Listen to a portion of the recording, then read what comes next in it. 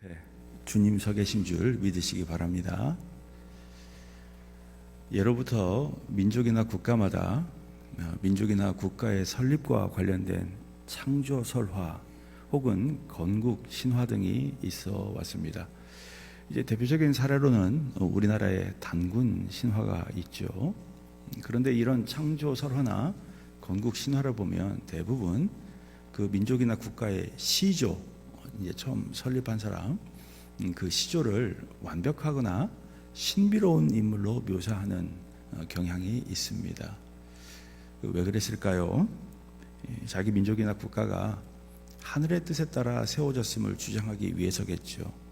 그렇게 해야 권력을 정당화하고 또 국민을 결속시킬 수 있었기 때문입니다. 이제 이런 관점에서 보면 이 성경은 너무 솔직합니다.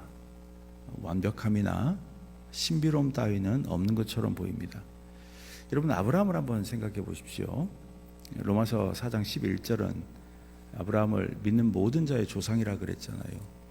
그런데 자기가 살기 위해서 2번이나 아내를 누이라고 속였고 또 하나님의 약속을 믿지 못해서 인간적인 방법으로 대를 이으려고 그랬습니다. 그러니까 이 믿음의 조상이 되기에는 너무 흠이 많은 거죠. 제가 성경을 기록했다면 이런 내용은 다 뺐을 겁니다. 그래도 성경은 하나님 말씀인데 굳이 안 좋은 내용을 기록할 필요는 없기 때문입니다. 하지만 성경은 인간의 나약함도 솔직하게 기록했습니다. 왜 그랬을까요? 인간의 타락한 본성을 그대로 가르쳐주기 위해서였습니다. 자, 오늘 본문도 마찬가지입니다. 36절을 보니까 바울이 바나바에게 우리가 주의 말씀을 전한 각 성으로 다시 가서 형제들이 어떠한가 방문하자 그랬습니다. 37절을 보면 바나바가 마가라 하는 요한도 데리고 가자 그랬습니다. 적당히 이렇게 제안하거나 권유한 게 아니고 마가는 반드시 데리고 가야 한다, 이런 의미였습니다. 왜 그랬을까요? 골로새서 4장 10절에 따르면 마가는 바나바의 사촌이었습니다. 1차 선교여행 때 수행원으로 함께 동행했죠. 그러다가 밤빌리아에 있는 버가라는 곳에서 갑자기 그냥 중도에 포기하고 예루살렘으로 돌아갔습니다. 사도행전 13장 13절은 바울과 및 동행하는 사람들이 바보에서 배 타고 밤빌리아에 있는 버가에 이르니 요한은 그들에게서 떠나 예루살렘으로 돌아가고 그랬습니다. 아마 선교여행이 힘들었던 것 같아요. 그래서 바나바는 이 마가에게 한 번 더 기회를 주고 싶었습니다. 그래서 데리고 가자고 강력하게 주장을 한 겁니다. 그런데 바울의 생각은 달랐습니다. 바울은 마가 때문에 큰 상처를 받은 것 같아요. 38절은 바울은 밤빌리아에서 자기들을 떠나 함께 일하러 가지 아니한 자를 데리고 가는 것이 옳지 않다 하여 그랬습니다. 이 떠나라는 말에는 변절, 배신, 이런 의미가 있습니다. 그러니까 바울은 마가가 배신했다 이렇게 생각한 거죠. 그래서 마가를 데리고 가는 것에 반대했습니다. 결국 두 사람은 아주 크게 다퉜습니다. 39절은 서로 심히 다투어 그랬는데 이 심히 다퉜다는 말은 발작을 일으켰다는 말이에요. 발작, 경노했다 이런 말입니다. 그러니까 하나님이 진노하듯이 화를 내면서 그렇게 싸웠다는 말이에요. 그만큼 두 사람은 아주 날카롭게 대립했습니다. 양보할 마음이 전혀 없었습니다. 그러다가 그냥 각자의 길을 갔죠. 39절은 피차 갈라서니 그랬습니다. 그런데 여러분, 이 바울과 바나바는 원래 그런 사이가 아니었습니다. 사도행전 9장 27절을 보면 바나바는 이 회심한 바울을 사도들에게 처음 소개를 해줬습니다. 또 사도행전 11장 25절에서 26절을 보면 다소에 있던 바울을 데리고 와서 안디옥 교회에서 함께 일했죠. 또 바울과 함께 선교사로 파송을 받았고 할례와 율법 문제로 안디옥 교회가 큰 다툼과 변론이 일어났을 때 바울과 함께 예루살렘에 가서 사도들의 의견도 같이 들었습니다. 그러니까 바나바는요, 이 바울의 멘토 같은 사람입니다. 그러니까 바울을 발굴해서 이끌어준 사람이에요. 그러니까 격렬하게 둘이 싸운 게 이게 이해가 안 됩니다. 뿐만 아니라 두 사람이 싸운 이유도 납득이 안 되죠. 두 사람은 격렬한 논쟁도 함께 해결했습니다. 그에 비해 마가를 데리고 가는 것 아주 사소한 문제죠. 여러분, 마가를 데리고 가면 어떻고 안 데리고 가면 어떻습니까? 그게 뭐 중요합니까? 그렇게 막 죽자고 다툴 일인가요? 그게 아니죠. 그러면 왜 이런 일이 벌어졌을까요? 오늘 본문에는 구체적으로 안 나오지만 두 가지 이유로 짐작해 볼 수 있습니다. 하나는 두 사람의 성향 때문이었고, 또 하나는 두 사람이 일하는 방식 때문이었던 것 같습니다. 사도행전 4장 36절은 바나바를 위로의 아들이라고 불렀습니다. 이로 보건대 바나바는 관계를 중요하게 생각했던 것 같아요. 관계. 여러분, 이 바나바가 이 바울을 아주 세심하게 도운 것이나 또 마가에게 기회를 한 번 더 주자고 한 걸 가만히 생각해 보세요. 이 바나바에게는 관계가 중요했어요. 관계가. 그래서 마가에게 한 번 더 기회를 주려고 한 거죠. 반대로 바울은 일을 중요하게 생각했던 것 같습니다. 그만큼 현실적이었죠. 그래서 마가의 배신을 받아들일 수가 없어요. 일이 틀어질 뻔했잖아요. 그럼 여러분, 둘 중에 누가 옳았습니까? 바울하고 바나바. 이건 옳고 그름을 따질 문제가 아닙니다. 그냥 두 사람은 다른 거예요. 한 사람은 관계가 중요하고 한 사람은 일이 중요하고 뭐 그런 겁니다. 그런데 다시는 안 볼 것처럼 다퉜습니다. 여러분, 우리도 사소한 문제로 다툴 수 있습니다. 어느 시골 교회에서 예배당에 이제 카펫을 바꾸기로 했습니다. 이런 카펫, 우리도 중앙 통로에 있죠. 이런 카펫을 바꾸기로 했는데 파란색으로 바꾸자는 쪽하고 분홍색으로 바꾸자는 쪽으로 의견이 나뉘었어요. 근데 양쪽의 의견이 너무 팽팽해갖고 합의가 안 되는 거예요. 합의가. 그래서 할 수 없어서 한쪽은, 예배당 한쪽은 파란색으로 깔고 한쪽은 분홍색으로 깔고 그렇게 깔았어요. 이제 문제는 그 다음이었습니다. 성도들이 자기가 파란색 하자고 했던 사람은 파란색 쪽에만 앉고, 자기가 분홍색 하자고 했던 사람은 분홍색 쪽에만 앉았습니다. 성찬식을 하려고 할 때는 빵과 포도주를 받으러 앞으로 나오는데, 파란색 좋아했던 사람은 파란색 쪽으로 나와서 오고, 분홍색 좋아했던 사람은 분홍색 쪽에 나와서 좋아하는 사람은 그쪽에 나와서 줄을 서고, 성찬식 할 때도 그 주일마다 서로 볼 거 아니에요. 그러면 어떻게 파란색을 좋아할 수 있어? 막 수근거리는 거예요. 어떻게 분홍색을 좋아할 수 있어? 서로 말도 안 하는 겁니다. 결국 여러분이 카페트 색깔 때문에 교회가 갈라진 거죠. 황당한 이야기 같죠? 이게 교회 현실입니다, 여러분. 교회는 언제나 다툼이 있습니다. 무슨 교리 논쟁 같은 거창한 대의 명분 가지고 다투는 게 아닙니다. 카페 색깔 같은 아주 사소한 문제로 다툽니다. 처음에는 그냥 의견 차이로 대립하죠. 나중엔 여러분 자존심을 걸고 내가 여기서 밀리면 죽는다 이러고 싸워요. 여러분, 남 얘기하는 것처럼 생각하시는데 우리가 지금 그러고 있다는 얘기예요. 어느 교회나. 그럼 왜 그럴까요? 왜? 성향이 다르기 때문일 수 있죠. 성향. 사람마다 성향은 다릅니다. 관계를 중요하게 생각하는 사람이 있고 일을 중요하게 생각하는 사람이 있죠. 관계를 중요하게 생각하는 입장에서는 일을 중요하게 생각하는 사람이 너무 매정하게 보일 수 있습니다. 반면에 일을 중요하게 생각하는 사람 입장에서는 관계를 중요하게 생각하는 사람이 너무 무르게 보일 수 있습니다. 또한 일하는 방식이 달라서 그럴 수도 있습니다. 일하는 방식. 어떤 사람은 체계적으로 이제 계획을 세워서 일합니다. 요즘 유행하는 MBTI 보면 J형의 인간이라 그러죠. 체계적으로 이렇게 쭉 계획을 세워서 일하는 사람. 근데 어떤 사람은 즉흥적인 아이디어를 그때마다 내서 일하는 사람이 있어요. 요즘 MBTI로 하면 P형의 인간이죠. P형. 근데 여러분, 체계적인 계획을 세워서 일하는 사람 입장에서 보면 즉흥적인 아이디어를 내서 일하는 사람이 중구난방 같을 수 있어요. 아무 계획도 없고 막 지 맘대로 하는 것 같고 그럴 수 있다는 거죠. 근데 반대로 즉흥적인 아이디어를 그때 내서 이렇게 일하는 사람 입장에서 보면 체계적인 계획을 세워 일하는 사람이 창의적이지도 않고 꽉 막힌 것처럼 보일 수 있습니다. 누가 옳죠? 누가?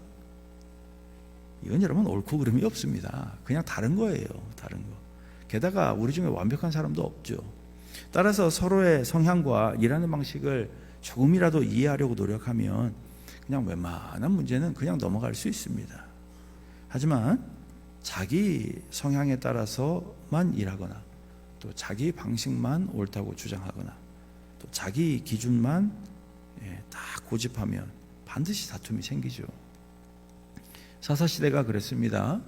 이 사사시대는 이스라엘 역사에서 아주 영적으로 어두운 시대라고 평가받습니다. 이유가 있죠. 모두 자기 소견에 옳은 대로 행했기 때문에. 자, 사사기 21장 25절은 그때에 이스라엘에 왕이 없으므로 사람이 각기 자기의 소견에 옳은 대로 행하였더라 그랬습니다. 여기 각기 자기의 소견에 옳은 대로라는 말은 자기가 옳다고 생각하는 방식으로, 또 자기 눈에 옳은 것처럼 보이는 방식으로, 이런 의미입니다.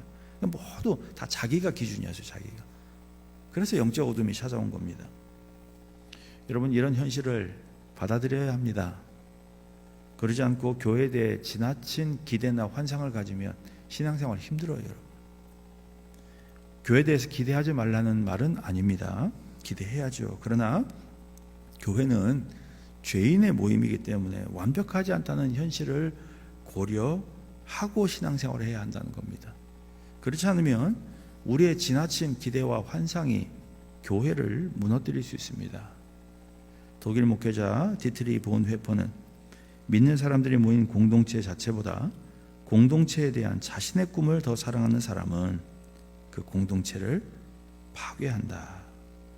만일 공동체에 대한 경험, 예산 부족, 약점, 작은 믿음, 어려움 등을 이유로 감사하기보다 모든 것이 하찮고 사소하다고 불평한다면 우리는 하나님이 세우신 공동체의 성장을 막을 수 있다 그랬습니다. 혹시 완벽한 교회를 찾고 계십니까? 혹시 다툼 없는 교회를 찾고 계십니까?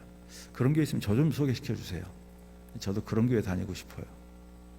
근데 여러분, 안타깝게도 그런 교회 없습니다. 바울과 바나바도 사소한 문제로 다퉜습니다. 갈라졌죠.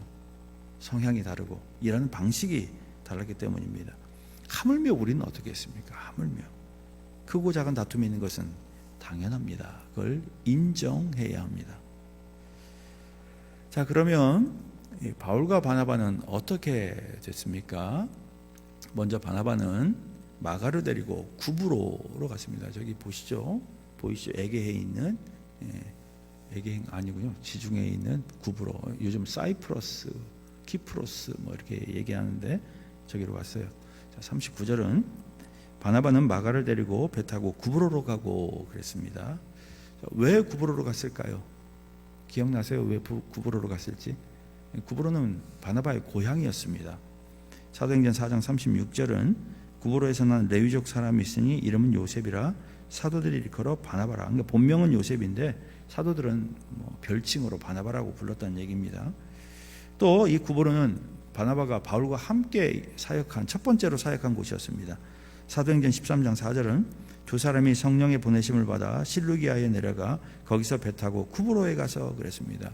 그러니까 이제 이 구브로에 가가지고 좀 성도들을 살피려고 간 거죠. 자기 고향이니까.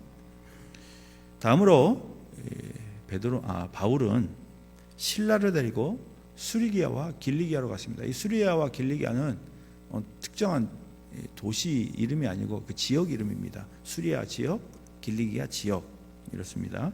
40절 41절은 바울은 신라를 택한 후에 형제들에게 주의 은혜의 부탁함을 받고 떠나 수리아와 길리기아로 다니며 교회들을 견고하게 하니라 그랬습니다. 아까 지도 생각나시는지 모르겠지만 이 수리아와 길리기아는 바울의 고향인 다소하고 가까웠어요. 다소. 길리기아 지역의 다소성이 이제 바울의 고향이잖아요. 거기가 있었고, 또 아까 보신 것처럼 바울이 그동안 지나왔던 뭐 더베, 이고니온, 루스트라 이런 곳 등으로 쉽게 갈 수 있었습니다. 육로로 쉽게 갈 수 있었습니다. 그래서 바울은 자기 고향도 근처에 있었고 또 그동안 지나왔던 곳들도 가까우니까 그래서 이제 이 수리아와 길리기아로 간 것 같습니다. 이처럼 바울과 바나바는 각자의 길을 갔어요. 방향이 완전히 다르잖아요. 그죠? 덕분에 참 신기한 건 한 번에 두 팀이 가니까, 이번에는 한 팀으로 움직인 게 아니고 두 팀이 갔으니까 한 번에 두 개의 지역을 살필 수가 있었습니다. 또 게다가 신라, 새로운 인물이 등장하죠. 신라, 이 새로운 동역자로 참여했습니다. 근데 이 27절에 보면 이 신라는 예루살렘 교회 일꾼이었고요. 사도행전 16장 37절에 따르면 바울처럼 로마 시민권이 있었습니다. 그러니까 바울에게 어찌 보면 좀 적합한 사람이었죠.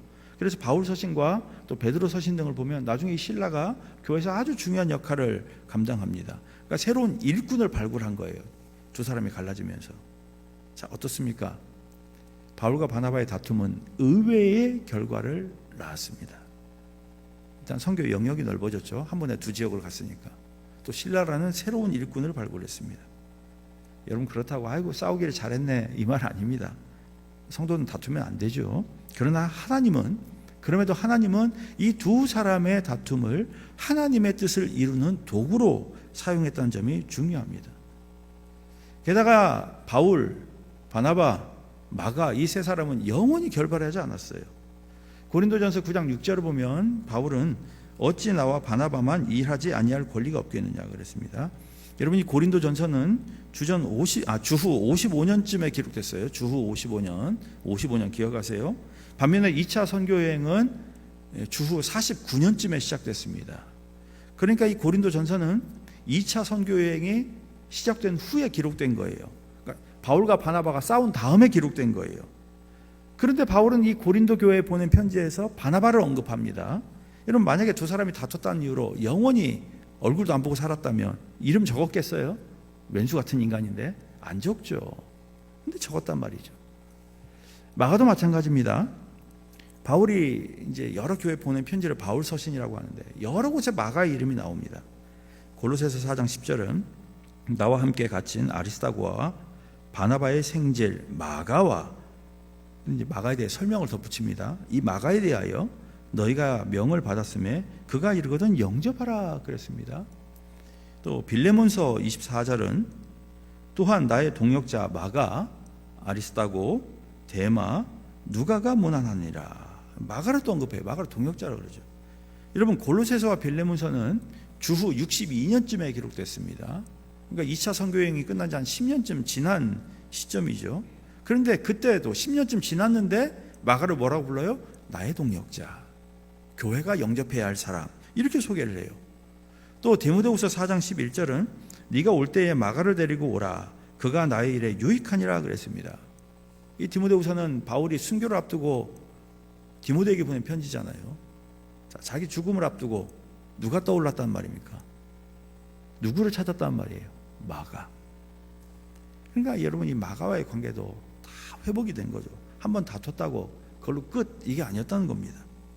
이처럼 바울과 바나바와 마가의 다툼은 오래 가지 않았습니다. 서로를 동역자로 받아들였고 다시 함께 일했습니다. 정확히 말하면 하나님께서 교회를 세우기 위해 세 사람을 연합하게 만든 겁니다. 여러분, 이처럼 하나님은 우리의 다툼도 하나님의 뜻을 이루는 도구로 사용할 수 있습니다.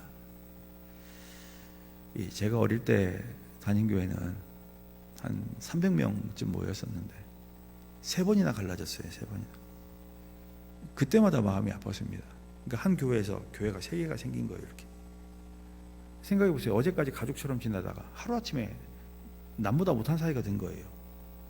그러던 어느 날 그게 교회가 막 갈라졌는데 한참 좀 세월이 지난 다음에 어른들이 이런 이야기를 하는 거예요. 요지가 뭐냐? 야, 그래도 우리 교회가 다투어가지고 갈라져서 교회가 3개나 더 생겼으니까 뭐 잘된 거 아니냐, 이 이야기를 하는 거예요. 저는 어린 나이에 이해가 안 됐습니다. 아니, 자기들끼리 싸워가지고 갈라져 놓고 하나님 뜻이다, 잘 됐다, 말이 안 되잖아요.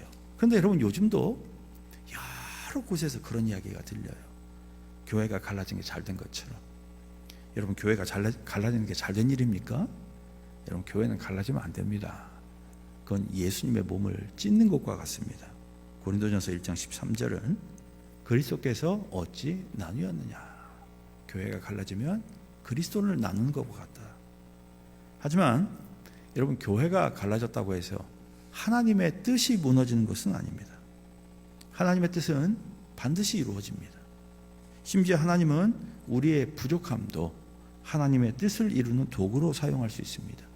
고린도전서 1장 27절에서 29절은 그러나 하나님께서 세상에 미련한 것들을 택하사 지혜 있는 자들을 부끄럽게 하려 하시고 세상에 약한 것들을 택하사 강한 것들을 부끄럽게 하려 하시며 하나님께서 세상에 천한 것들과 멸시받는 것들과 없는 것들을 택하사 있는 것들을 폐하려 하시나니 이는 아무 육체도 하나님 앞에서 자랑하지 못하게 하려 하심이라 그랬습니다.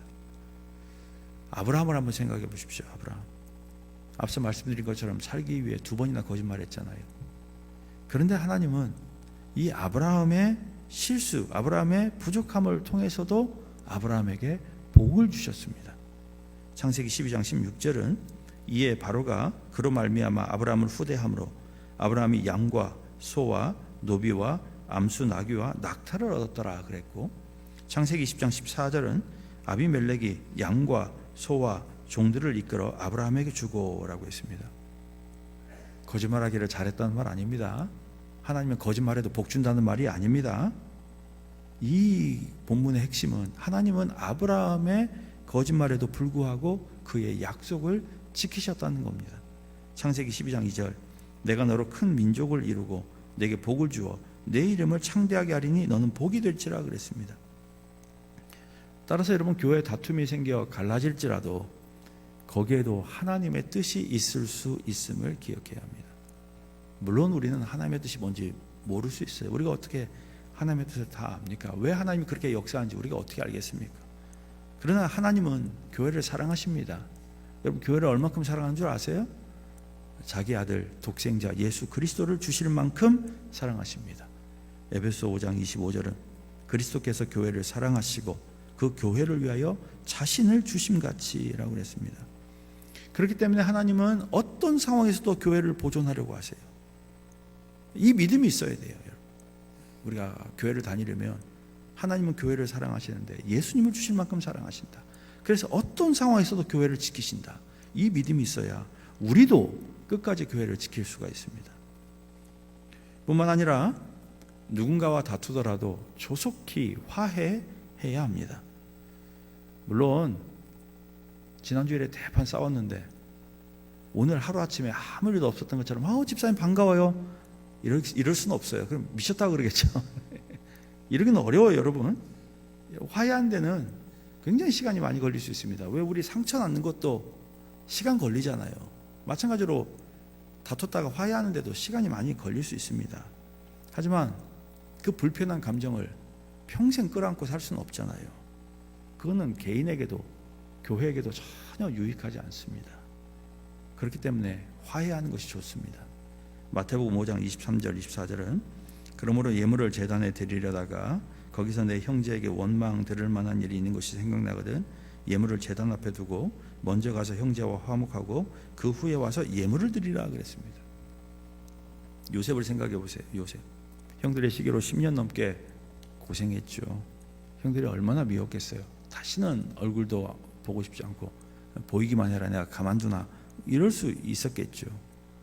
그런데 참 신기한 건 요셉은 거기에도 형들이 자기를 미워해서 그렇게 자기가 고생한 것에도 하나님의 뜻이 있다고 믿었습니다. 창세기 45장 7절에서 8절은 하나님이 큰 구원으로 당신들의 생명을 보존하고 당신들의 후손을 세상에 두시려고 나를 당신들보다 먼저 보내셨나니 그런즉 나를 이리로 보낸 이는 당신들이 아니요 하나님이시라. 하나님이 나를 바로에게 아버지로 삼으시고 그 온 집의 주로 삼으시며 애굽 온 땅의 통치자로 삼으셨나이다 그랬습니다. 무슨 말이에요 이게? 자기가 고난당한 게 자기 가족을 구원하기 위한 하나님의 섭리였다고 그렇게 고백을 한 겁니다. 이 믿음이 있었기 때문에 내가 당한 고난도 하나님의 뜻이 있다, 하나님의 섭리가 있다, 이 믿음이 있었기 때문에 형들하고 화해할 수 있었던 거죠. 빨래 소질이 없던 어느 아내가 있었습니다. 미국에서 있었던 일인데요. 또 이 얘기 안 하면 우리 집사람 얘기하는 줄 알고 오해하실까 봐 다 끝났으니까 일어나시라는 얘기예요. 미국에서 있었던 일인데 빨래에는 소질이 없던 어느 아내가 있었어요. 어느 정도로 소질이 없냐면, 여러분 빨래하려면 빨래 해보셨죠? 옷 소재를 잘 구분해야 돼요. 뭐 최소한 흰색, 색깔 있는 색 구분한다든지 옷의 소재를 본다든지 잘 구분해서 빨아야 되는데 이 아내는 그냥 다 집어넣는 거예요. 세탁기 건조기에다가 세탁기에 집어넣고 건조기에 집어넣고 다 집어넣는 거예요. 그러니까 빨래만 하면 꼭 옷이 이제 망가지는 겁니다. 그래서 그 집은 주로 남편이 빨래를 했대요. 남편이. 하루는 아내가 큰 맘 먹고 아주 비싼 면바지를 하나 샀습니다. 근데 그 면바지는 절대 건조기에 넣고 말리면 안 돼요. 무조건 건조대에 넣어서 자연 건조를 시켜야 돼요. 그래서 이 아내가 너무 고가의 면바지니까 집에 아무도 없는 날 자기가 이제 세탁기에 넣어놓고 빨래를 한 다음에 외출을 했어요. 그래서 빨리 갔다 와가지고 저 건조대에다가, 건조기가 아니고 건조대에다 말려야지 하고 외출을 했어요. 근데 여러분 집에 왔더니 건조기 돌아가는 소리가 들리는 거예요. 둘둘둘둘 하고 들리는 거예요. 하필이면 그날 남편이 일찍 퇴근해가지고 세탁기에 빨래 있는 걸 알고 자기 아내를 사랑하는 마음으로 세탁기에서 그 비싼 면바지를 꺼내서 건조기에 집어넣고 돌려버린 거예요. 그러니까 이 아내가 막 순간 화가 팍 났습니다. 이 뭐 하는 짓인가. 근데 화를 못 냈어요. 왜 그랬을까요? 자기가 한 일이 있으니까. 자기도 수없이 남편 옷을 망쳐놨으니까, 애들 옷을 망쳐놓고. 그러니까 막 화가 나는데 참은 거예요. 근데 여러분 그 순간 지난 주일에 들었던 성경 구절 하나가 번뜩 떠오르는 겁니다. 갈라디아서 5장 22절 23절. 오직 성령의 열매는 사랑과 희락과 화평과 오래 참음과 자비와 양선과 충성과 온유와 절제니. 여러분 저기에 뭐가 들어있어요?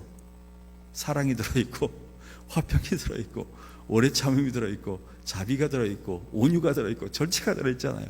9개 중에 한 7개가 걸리는 것 같은 거예요. 근데 그래서 이제 이 성경 구절이 탁 생각이 나는 순간 희한하게도 분노가 싹 가라앉았다 그럽니다. 하나님께서 분노를 잠재운 거죠. 사랑하는 성도 여러분, 우리도 다른 성도와 사소한 문제로 다툴 수 있습니다. 그게 교회의 현실입니다. 그냥 현실을 그냥 인정해야 돼요. 하지만 하나님은 그런 현실도 하나님의 뜻을 이루는 도구로 사용할 수 있습니다. 다퉈도 된다는 말이 아니라 그랬어요. 하나님은 우리의 부족함, 교회의 연약함, 교회의 문제에도 불구하고 반드시 하나님의 뜻을 이루신다는 겁니다. 그러니 누군가 다퉜으면 빨리 화해하는 게 좋습니다. 그게 개인이 살고 교회가 사는 길입니다. 그렇게 교회를 세우는 저와 여러분 되시기를 바랍니다. 하나님 아버지, 우리는 연약하지만 연약한 우리를 통해 하나님의 뜻을 이루시니 감사합니다. 그럼에도 성향과 일하는 방식의 차이로 서로 다투고 있는 우리를 용서하여 주옵소서. 하나님이 교회를 사랑하지 않았다면 우리는 벌써 멸망했을 것입니다. 하나님은 우리의 연약함에도 불구하고 하나님의 뜻을 이루는 줄 믿습니다. 그러니 서로 다투지 말고 화해함으로 하나된 교회를 이루게 하옵소서. 예수 그리스도의 이름으로 기도하옵나이다. 아멘. 찬송가 327장 부르면서 준비하신 힘을 하나님께 드립니다.